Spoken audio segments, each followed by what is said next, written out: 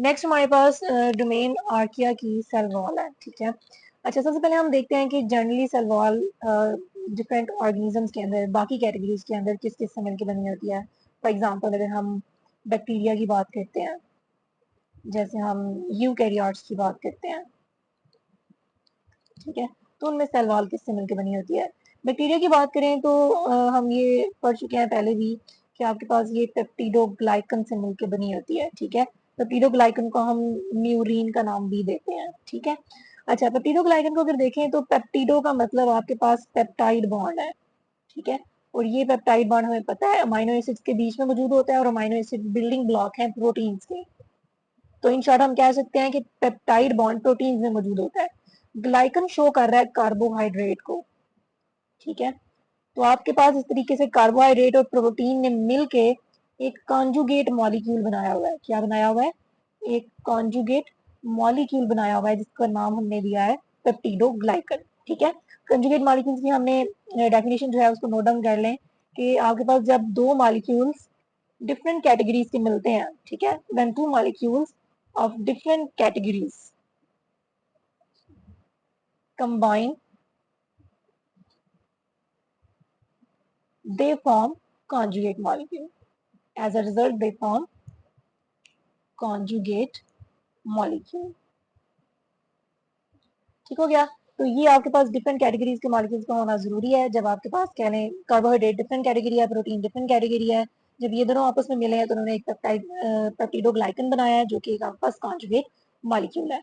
Then अगर हम eukaryotes की बात करें तो यूकैरियोट्स की जो सेल वॉल है उसमें हम यूकैरियोट्स दो तरह के आ जाते हैं जिनके अंदर सेल वॉल मौजूद होती है। एक तो आपके पास कह लें कि प्लांट्स होते हैं, इसमें प्लांट्स होते हैं और साथ में आपके पास फंजाई। प्लांट्स की बात करें तो प्लांट्स की सेल वॉल सेलुलोज से मिलकर बनी होती है, ठीक है। जो मेजर कंपोनेंट होता है वो सेलुलोज होता है। फंजाई की बात करें तो वो आपके पास काइटन से मिलकर बनी होती है, ठीक है। अब हम देख लेते हैं एक्चुअली हमारे पास आर्किया, आर्किया की सेल वॉल कैसे मिलकर बनी, किससे मिलकर बनी होती है, ठीक है, उसकी केमिकल कंपोजिशन जो है वो क्या है। तो उसमें कहते हैं कि आपके पास पॉलीसेक्राइड्स भी होते हैं, उसमें पॉलीसेक्राइड्स हो सकते हैं, प्लस आपके पास प्रोटीन्स हो सकती हैं, ठीक है। प्रोटीन्स ने एस लेयर बनाई होती है, यानी अगर मैं ड्रॉ करके बताऊं तो आपके पास ये एक सेल है, ये सेल मेम्ब्रेन, ये आर्किया का सेल है और ये उसकी सेल मेम्ब्रेन है, और ऊपर हमने अब दिखानी है सेल वॉल। तो ये प्रोटीन की इस तरीके से लेयर मौजूद होती है इसकी पूरी बाउंड्री के ऊपर, जिसको हम जनरली एस लेयर का नाम देते हैं,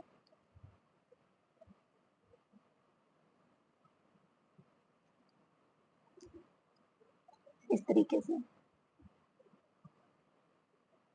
ठीक है। तो ये आपके पास एस लेयर है, रिमेंबर, किससे मिलकर बनी है? प्रोटीन से।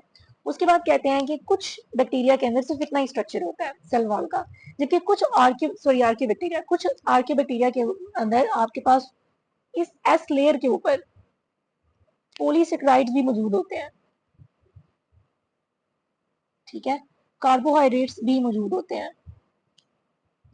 तो इन दिस वे आपके पास एक्चुअली इन दोनों के बीच में कोई कहने का कोई बॉन्ड तो नहीं बना हुआ, इन्हें कॉन्जुगेट मॉलिक्यूल नहीं बनाया हुआ, लेकिन चूंकि आपके पास यहाँ पे प्रोटीन भी मौजूद है और कार्बोहाइड्रेट भी मौजूद है, तो हम कह सकते हैं कि आपके पास, अच्छा ये वाली जो लेयर है कार्बोहाइड्रेट, इसको लेबल कर लेते हैं। तो हम कह सकते हैं कि कार्बोहाइड्रेट और प्रोटीन लेयर जो है, ठीक है, ये वाली जो एस लेयर है ये प्रोटीन लेयर है। तो ये काइंड ऑफ पेप्टिडोग्लाइकन जैसा स्ट्रक्चर दिखा रहे हैं, ठीक है।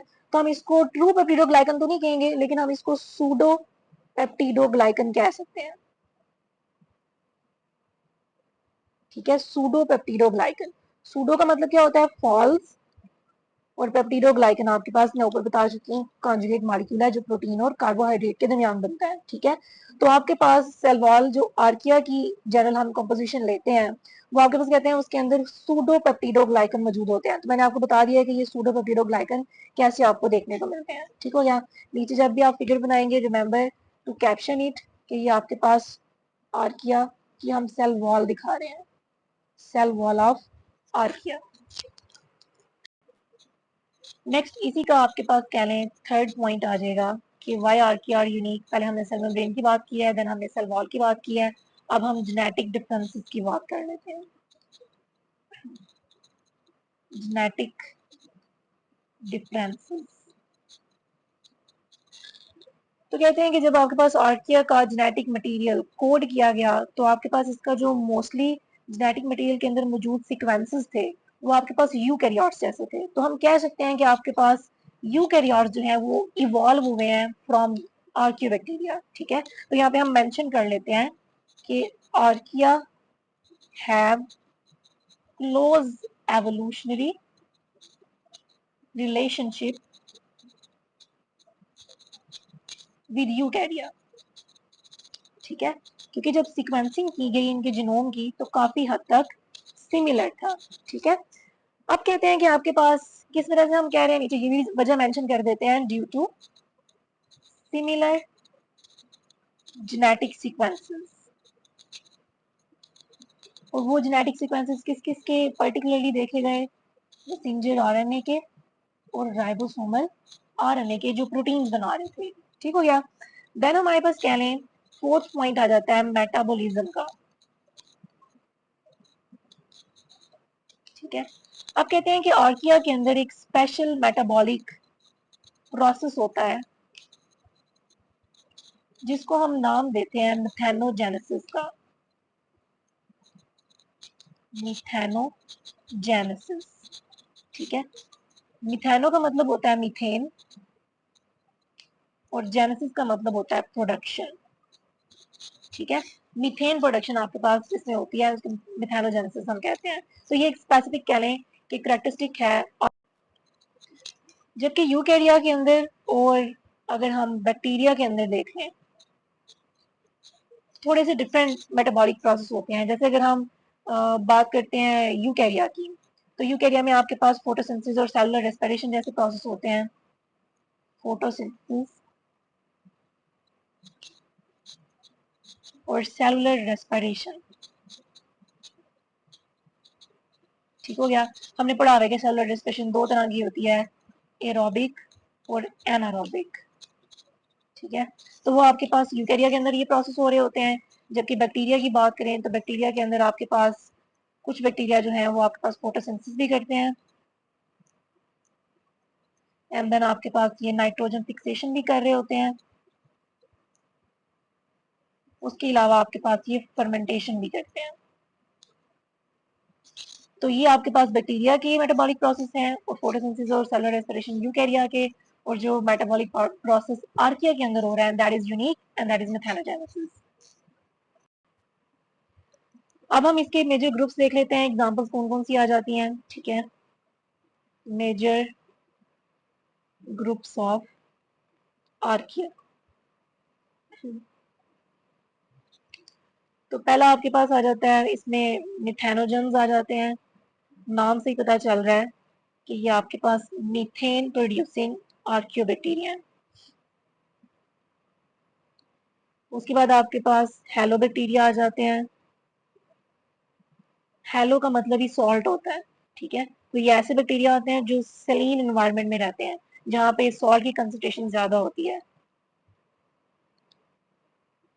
उसके बाद हमारे पास थर्मोकोकाई आ जाते हैं जो कि हॉट एनवायरनमेंट के अंदर मौजूद होते हैं। हेलोबैक्टीरिया के बाद हमारे पास थर्मोकोकाई आ जाते हैं। थर्मोकोकाई आपके पास हॉट एनवायरनमेंट के अंदर रह रहे होते हैं। थर्म का मतलब हीट होता है। ठीक है, कोकाई आपके पास ऐसे बैक्टीरिया होते हैं जिनकी शेप स्फेरिकल होती है। स्फेरिकल शेप बैक्टीरिया को हम कोकाई भी कहते हैं। ठीक है, फोर्थ हमारे पास जो ग्रुप आ जाएगा वो आपके पास है थॉमा आर्कियोटा। थॉमा आर्कियोटा, तो ये आपके पास नाइट्रोजन फिक्सिंग बैक्टीरिया है। नाइट्रोजन फिक्सिंग बैक्टीरिया, ठीक हो गया। तो ये हमारे पास फोर मेजर ग्रुप्स हैं जो आर्की बैक्टीरिया के एग्जांपल में आ जाएंगे। ठीक हो गया, अब आप इसका स्क्रीनशॉट ले लें। नेक्स्ट हमारे पास अब छोटा सा टॉपिक रह गया है जिसमें हम significance of archaebacteria check करेंगे।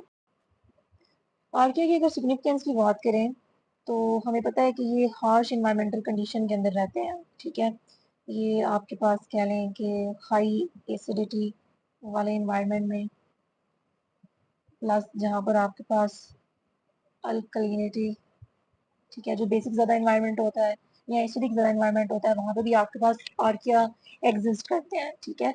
तो अगर आपके पास किसी ऐसी जगह के ऊपर हार्श इन्वायरमेंटल कंडीशन के ऊपर आर्किया रह रहे हैं, तो इट मीन्स इनकी बॉडी के अंदर मौजूद, इनके सेल के अंदर मौजूद जितने भी एंजाइम्स हैं, उनकी पास भी कह लें कि ये एबिलिटी है कि वो इन एनवायरमेंट्स को बियर कर सकते हैं, ठीक है। जैसे आपके पास कुछ हाई टेम्परेचर वाले जो इन्वायरमेंट्स हैं, वहाँ पे भी आपको आर्किया बैक्टीरिया नजर आते हैं। तो कहते हैं कि चूंकि आपके पास आर्किया के अंदर मौजूद एंजाइम्स इन कंडीशंस को बियर कर रहे हैं, तो हम क्या करते हैं, बायोटेक्नोलॉजी के अंदर हम लैब्स के अंदर इन बैक्टीरिया से ये एंजाइम एक्सट्रैक्ट कर लेते हैं और एंजाइम्स को हम लैब के अंदर डिफरेंट अपने प्रोसेस के लिए यूज कर लेते हैं for the sake of DNA replication. ये एक मिसाल है। जैसे हम डीएनए रेप्लिकेशन के लिए, अगर हमने डीएनए की बहुत सारी कॉपीज बनानी है और हमारे पास इन्वायरमेंट जो टेम्परेचर है वो बहुत ज्यादा हाई है, ताकि आपके पास जो हमारा रिएक्शन है वो क्विक हो, तो हम इन एंजाइम को यूज कर लेते हैं क्योंकि ये हाई टेम्परेचर को बियर कर सकते हैं, ठीक है। जैसे फॉर एग्जांपल पीसीआर है, पॉलीमरेज चेन रिएक्शन, जिसके अंदर हम नंबर ऑफ डीएनए की जो कॉपीज हैं वो प्रोड्यूस करते हैं। तो इसके अंदर हम कह लें कि ये हाई टेम्परेचर बियरिंग एंजाइम्स जो हैं, इनको हम यूज कर लेते हैं, हाई टेम्परेचर बियरिंग एंजाइम्स। तो एक तो आपके पास ये सिग्निफिकेंस है आर्किया की। दूसरी सिग्निफिकेंस की अगर बात करें तो कहते हैं कि लेट्स सपोज हमने आगे पढ़ा है कि जो आर्किया है उनके अंदर एक स्पेसिफिक मेटाबॉलिक प्रोसेस होता है जिसे हम नाम देते हैं मेथेनोजेनेसिस। इसके साथ वो एनारोबिक रेस्पिरेशन भी कर रहे होते हैं, ठीक है। ये मेथेनोजेनेसिस एक एनारोबिक रेस्पिरेशन है, ठीक है। अब इससे फायदा क्या होता है, एनारोबिक में आपको पता है कि ऑक्सीजन की एब्सेंस के अंदर हम कहने की डिफरेंट मटेरियल्स की ब्रेकडाउन की जाती है बाय आर्कियोबैक्टीरिया। तो ये क्या करते हैं, जैसे फॉर एग्जांपल सीवेज है, सीवेज के अंदर आपके पास डेड ऑर्गेनिक मैटर मौजूद है, तो ये क्या करेंगे, उस डेड ऑर्गेनिक मैटर की एनारोबिक रेस्पिरेशन करेंगे, यानी इसकी ब्रेक डाउन करवा देंगे, ठीक है। और जैसे ही इसकी ब्रेक डाउन होगी तो इसके अंदर से आपके पास मीथेन जैसे कार्बन डाइऑक्साइड जैसी बायो गैसेस जो हैं वो प्रोड्यूस होती हैं, ठीक है। तो इस तरीके से हमारा इन्वायरमेंट भी क्लीन होता है, सीवेज वाटर भी हमारा क्लीन हो जाता है, ठीक है। तीसरी सिग्निफिकेंस की बात करें तो आपके पास बहुत सारे बैक्टीरिया ऐसे हैं जो एसिडोफिलिक है, एसिडोफिलिक बैक्टीरिया, ठीक है, जो आपके पास deep down in the earth जो है वो मौजूद होते हैं, और ड्यूरिंग द मिनरल प्रोसेसिंग